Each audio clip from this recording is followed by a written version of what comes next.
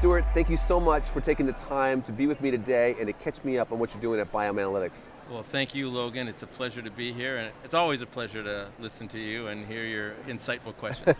So you work in connecting the dots between big data and real patient outcomes. It's not just about the macro numbers, but about how it impacts data. Tell me about that work.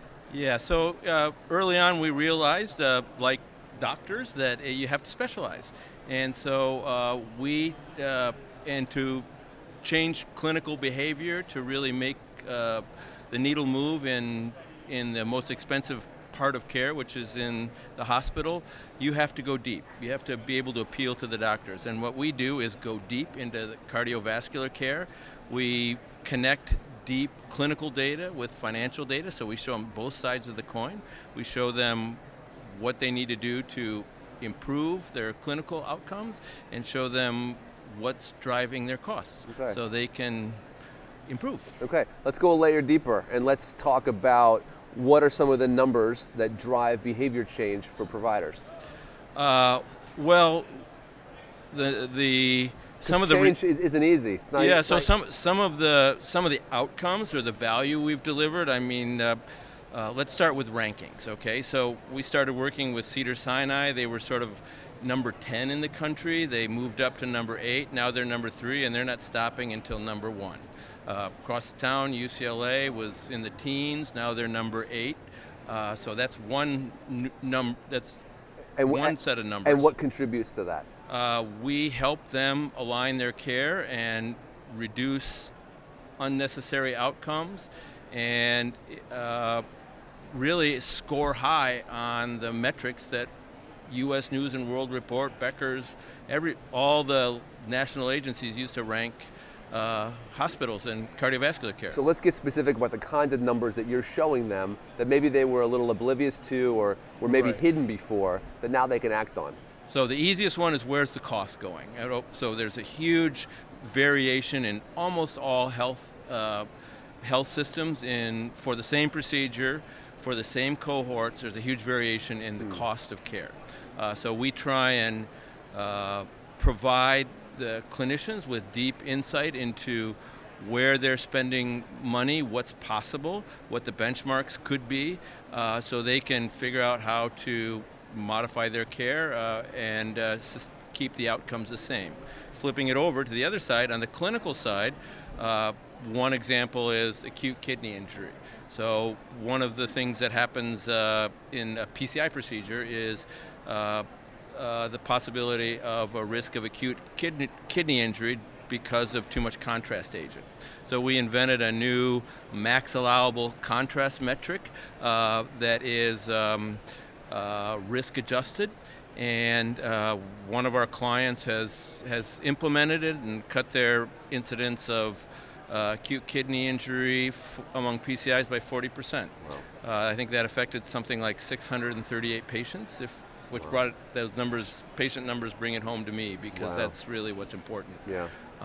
In other cases, we work, let's say, in TAVR. We figure out what the optimum, TAVR is transcatheter aortic valve replacement.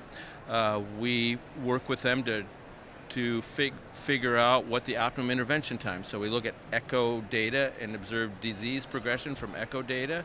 And because we have these big databases of financial outcomes and clinical outcomes and how they presented to the hospital, we can show that if you intervene here, you're not only going to get a better financial outcome, but the patient is not going to readmit. It's a higher probability of readmitting. And just to extend that, we also give the hospitals the ability to, this was important in COVID, we risk stratify the patient, so we give the hospitals the ability to figure out, okay, how long is this person likely to be in beds in the hospital, so that they can get them out when they're ready to get out, and they just don't sit there for no reason, which is a common thing that happens in hospitals.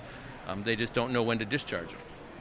You know, my question is kind of where you sit in the larger health big data ecosystem, because I feel like a lot of companies want to play in that sandbox, and yet maybe they haven't gone deep enough to understand some of the really niche areas where you've applied data. Right. So our observation early on is that and in talking to a lot of docs, is just to use a baseball analogy, it's like they're getting data that's like giving a baseball player an earned run average. It doesn't really do much for them. I mean, what the docs want to know is, how do I improve my swing? And until you get precise, until you break down the swing, stand a little closer to the plate, find out what's possible, find out what your peers are doing that are getting pitches just like you, to extend the analogy, it's hard for them to move the needle. From their perspective, they don't, it's dangerous to change, right? They don't want to change, so they have to get them to change their behavior, they really have to be able to believe in the numbers, and they're all data-driven. Docs are generally data-driven, especially cardiovascular docs. What makes Biome Analytics special in its ability to get closer to the plate, to use your analogy, and to fine-tune those analytics? There's a couple of things. One is our business model. Okay, so we're not just a technology play. We're machine-driven, but human-enabled. So our algorithms, our machine learning, our statistics, whatever you want to, more buzzwords, but we uncover the opportunities. We even focus them on specifically what needs to change, but human conversations and discussion are necessary really to drive that change, because they're people. They have to believe, and being able to interact, having the expertise and talent to be able to interactively work with them to really get them over the hump to change behavior. That's just critical. And of course the expertise is, we've been doing it for a long time, and it's how long? 6-7 years now. Okay. But a long time, and in a lot of different places. In big data, a long time in health tech. Yeah. So we don't, it's really interesting. There's a lot more data that's not relevant than is relevant. So the key is figuring out what data you need to have to really make a difference. So big data is, just big, right? Yeah. Most of the problems that on the clinical side in healthcare are not big data related. They're complex data related. So it's not volumes of data like log data. It's signal versus noise. Yeah. It's a sculptor cutting away the outside to reveal what's and in good the artists inside. know when to quit painting, right? Yeah. So it's the same thing, right? But I'm fascinated by this idea that you say your distinction is the human side. It's not just machine learning. We have better algorithms. It's both. But I can hear when you describe the ways you've applied analytics to cardiovascular, that you've gone and sat with the surgeons and understood their challenges, right, and then applied it like a surgical procedure to that situation. And that came to me not from any divine wisdom, but from a lot of pain in other companies. So I built technology as my fourth company, and a couple of them I built technology and tried to find an application for it. Got it. In this case, we started from the outside in. So we started with the docs and really worked with them to figure out what's important, what's going to change your behavior, what do you care about, and what do you believe? And we started working back to answer their questions. And over the years, we've aggregated thousands of measures and thousands of discrete analytics, which is good and bad. The good side is that we've got them all. The bad side is it created this problem, which is we got so many metrics that, which ones are relevant and which ones, how do we set priorities? So one of the things that we've recently done is applied machine learning to the problem. And what this new product we call the Opportunity Engine does is it will quickly assess it'll quickly rank the opportunities by number of patients affected, by the amount of costs that can be saved, by a specific set of clinical outcomes, or by length of stay, so that you can sort of dial in what's important to you, and it'll tell you where you need to focus, where you can make the biggest impact. But it's not only making the biggest impact, it's what's achievable. So we've got now enough patients so we can say, there's some things that you could have a big impact on, like if you didn't have a bunch of sick patients, but you can't really deal with that. So, where do you focus so you can, where you can get the quick wins? Because the cadence of wins is what creates consensus, belief, and keeps the momentum going in these kinds of improvement projects.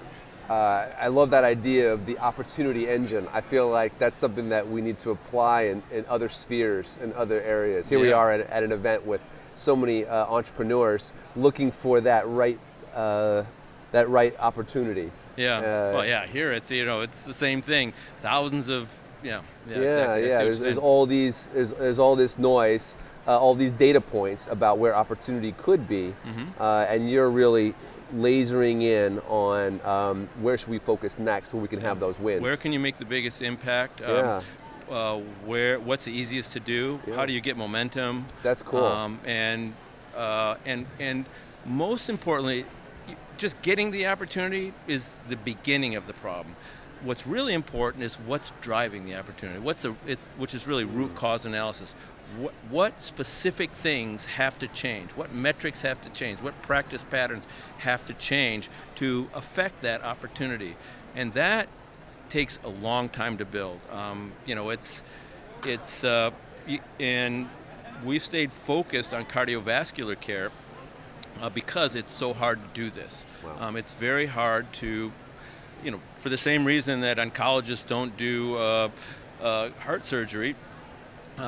We stay focused on heart surgery in one case, and really focus on it so we can make a difference and move that needle. The docs, the acute care setting comprises the lion's share of the cost in our health system, and the docs are the source of that.